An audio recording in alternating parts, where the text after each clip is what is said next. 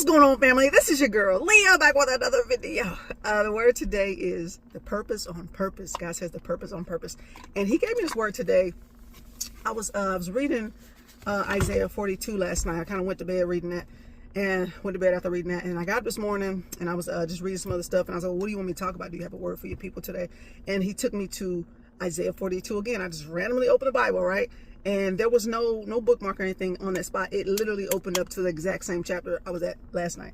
So I was like, okay, obviously this is significant. So what is it exactly that you want me to say in here? And then He had me just kind of dissecting the chapter and things like that. And He took me to the Passion Translation on a particular verse, and I'm gonna go over that. Verse 42 and 6.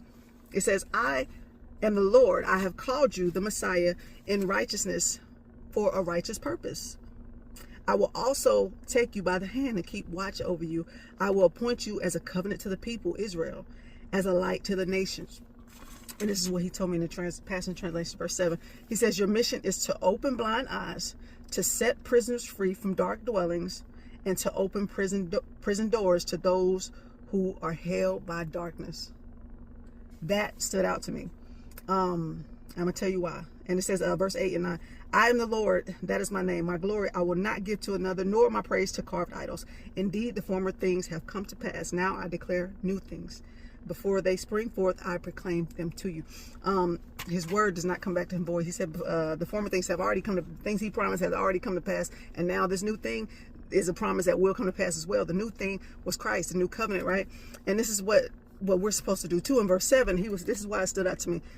He said, "Your mission is to open," this is Christ's mission, which is our mission too, do greater works than He did. Like whatever He did, we, do what He did. So it says to open blind eyes, to set prisoners free from dark dwellings, and to open prison doors to those who are held by darkness. The first thing you got to do is open the blind eyes. That's what He said.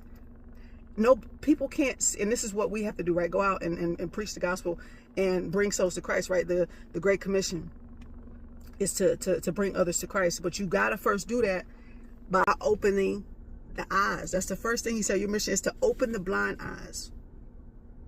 I thought that was interesting.